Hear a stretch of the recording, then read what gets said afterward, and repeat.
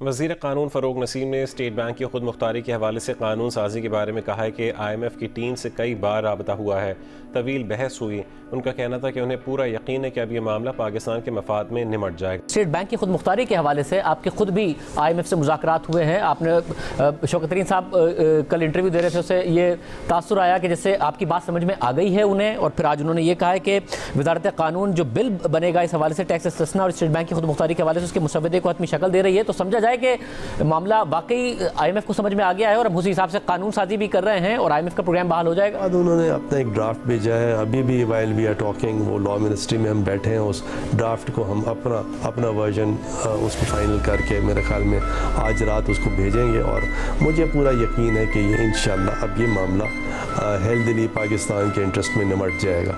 State bank ترمیمی بل پر اہل اقتدار کے بیانات سنیں تو سلطنت عثمانیہ کا فرمان رمضان اور فرمان محرم یاد آ گیا۔ اب سوال یہ ہے کہ کیا ہم بھی اپنی ملکی معیشت کے ساتھ وہی کر رہے ہیں جو عثمانیوں نے اپنی معیشت کے ساتھ کیا تھا؟ سلطنت عثمانیہ کتنی بڑی سلطنت تھی، لیکن ایک وقت آیا کہ اسے قرض لینا پڑ گیا اور اس نے یورپی ممالک کے آگے دستے سوال دراز کر دیا۔ اس کی بہت ساری وجوہات میں سے ایک وجہ دربار شاہی اور اس سے جڑی اشرافیہ کے غیر معمولی اخراجات تھے۔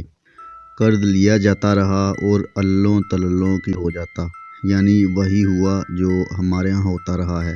قرض کا پہاڑ کھڑا ہو گیا ہے، ہر قسم کی بالادست اشرافیہ مزے میں ہیں، غیر معمولی تنخواہیں، پلاٹ، ہوشربا مراعات، سب کچھ ہے، لیکن عوام کو ہر پہر پیاس بجھانے کے لیے اپنا کنواں خود کھودنا پڑتا ہے۔ اسے معلوم نہیں اربوں ڈالر کا قرض کہاں سے آیا اور کہاں چلا گیا، بس اسے یہ معلوم ہے کہ قرض آتا ہے اور استعمال ہو جاتا ہے۔ اب اس پر سود اور اقساط کی ادائیگی کے لیے قربانی دینے کے لیے عوام کا انتخاب کیا گیا ہے۔ آئے روز لوگ سو کر اٹھتے ہیں تو معلوم ہوتا ہے کہ فلاں چیز مہنگی ہو چکی ہے۔ قرض لے کر اور بے رحمی سے کھا کر ایک وقت آیا کہ سلطنت عثمانیہ کا دیوالیہ نکل گیا۔ قرض کا پہاڑ کھڑا تھا، لیکن اس قرض سے سلطنت میں ایسا کچھ بھی تیار نہیں کیا گیا جس سے اتنے زر مبادلہ حاصل ہو پاتا کہ قرض کی ادائیگی ہی ہوتی رہتی۔ چنانچہ 1875 میں فرمان رمضان جاری کیا گیا اور دنیا کو بتایا گیا کہ سلطنت عثمانیہ کے پاس آپ کا قرض ادا کرنے کا کوئی راستہ نہیں بچا۔ سلطنت کا جغرافیائی سقوط تو بعد میں جا کر ہوا، لیکن اس کی معاشی خود مختاری کا خاتمہ اس فرمان رمضان کے ساتھ ہی جاری ہو گیا تھا۔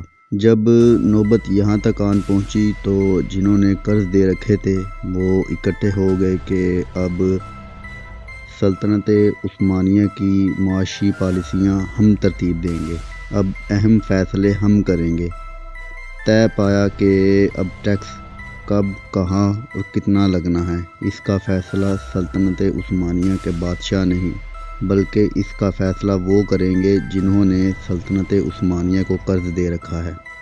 بادشاہ سلامت نے تھوڑی بہت مزاحمت تو کی ہوگی اور یقیناً دربار میں تشریف لا کر فرمایا ہوگا کہ ایک تو آپ نے گھبرانا بالکل نہیں، لیکن بالآخر وہی ہوا جو مالیاتی طاقتوں نے چاہا۔ چنانچہ چند ہی سال بعد 1881 میں مجبوری کے عالم میں سلطنت عثمانیہ نے معاشی سرنڈر کے دستاویز پر دستخط کیے اور فرمان محرم جاری کر دیا گیا۔ فرمان محرم گویا اس بات کا اعلان تھا کہ اب سلطنت عثمانیہ کے اسٹیٹ بینک پر سلطنت کا کوئی کنٹرول نہیں رہا۔ اب مالیاتی بندوبست کو عالمی مالیاتی قوتیں براہ راست دیکھیں گی، انہی کا عملہ آئے گا، وہی پالیسیاں بنائے گا، وہی ٹیکس کا تعین کرے گا، وہی ٹیکس وصول کرے گا۔ چنانچہ فرمان محرم کے تحت یورپی ممالک نے سلطنت عثمانیہ کی معیشت کا نظام سنبھال لیا۔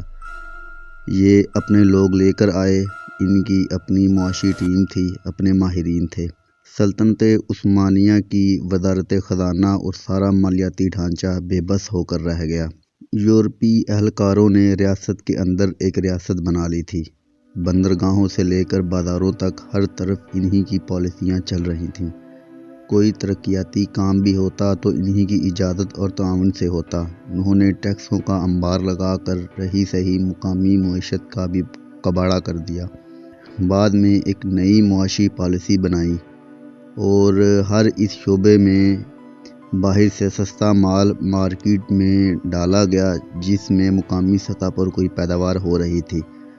نتیجہ یہ نکلا کہ مقامی معیشت برباد کر دی گئی، اور ایک وقت ایسا آیا کہ اس یورپی بندوبست کے ملازمین کی تعداد سلطنت عثمانیہ کی وزارت خزانہ کے ملازمین کی تعداد سے بھی زیادہ ہو گئی۔ مقامی سطح پر بھی ہزاروں لوگ بھرتی کیے گئے جن کا کام صرف یہ تھا کہ نئے ٹیکس وصول کیے جائیں اور ٹیکس کی یہ رقم یورپ لے جائی جائے۔ سلطنت عثمانیہ کے ساتھ جو کچھ بھی ہوا وہی یہاں برصغیر میں مغلوں کے ساتھ ہو چکا تھا۔ طریقِ واردات مختلف تھا، واردات ایک ہی تھی۔ دونوں سلطنتوں کی جغرافیائی خود مختاری سے پہلے ان کی معاشی خود مختاری پر حملہ کیا گیا۔ جب معاشی خود مختاری نہ رہی تو پھر جغرافیائی خود مختاری بھی نہ رہی۔ مغلیہ سلطنت کا بھی خاتمہ ہوا اور سلطنت عثمانیہ بھی نیست و نابود ہو گئی۔ اب ذرا پاکستان کی معاشی حالت دیکھتے ہیں اور ہماری سینٹ اور قومی اسمبلی میں بیٹھے متقی قسم کے صادق اور امانت داروں کا کردار دیکھیں۔ حکومت کا اپنا گورنر کہہ رہا ہے کہ چند ارب ڈالر دے کر IMF نے سب کچھ ہم سے لے لیا ہے۔ کیا یہ معمولی بات ہے؟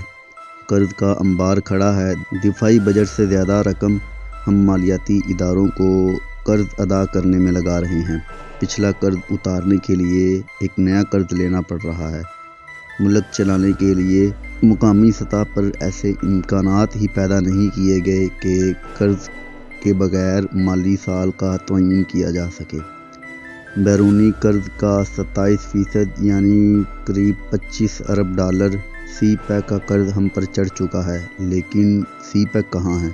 سلطنت عثمانیہ کے زوال کے جو اسباب اہل یورپ نے بیان کیے بڑے دلچسپ ہیں۔ چند نکات کا خلاصہ بیان کیا جائے تو کچھ یوں ہوگا۔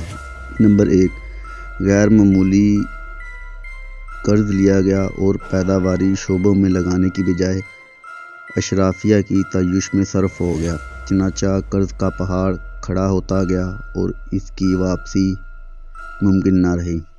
دوسرا، سلطنت عثمانیہ ایک زرعی معیشت تھی، لیکن سلطنت نے اس زرعی معیشت کو انڈسٹریلائز نہیں کیا، وہ یورپ کی صنعتی ترقی سے پیچھے رہ گئی۔ تیسرا، معاملات ریاست میں دربار سے زیادہ حرم کا عمل دخل ہوتا تھا۔ شاہی حرم کی بیگمات کے فیصلوں کے آگے حکومت کی مجال نہیں تھی کہ دم مار سکے، چنانچہ غلط فیصلے ہوتے چلے گئے۔ چوتھا، سلطنت عثمانیہ اپنے شہریوں میں شراکت اقتدار کا تاثر پیدا نہ کر سکی، اپنی ہی شہریوں سے محکوموں جیسا سلوک ہوا، چنانچہ مختلف علاقوں میں باغیانہ خیالات پیدا ہونے لگے۔ پانچواں، سلطنت عثمانیہ غیر مسلم شہریوں کی برین ڈرین کو نہ روک سکی۔ چھٹا، اس نے اپنے شہریوں پر کم توجہ دی، چنانچہ 20ویں صدی کے آغاز میں اس کے صرف 10% شہری ایسے تھے جو لکھ پڑھ سکتے تھے۔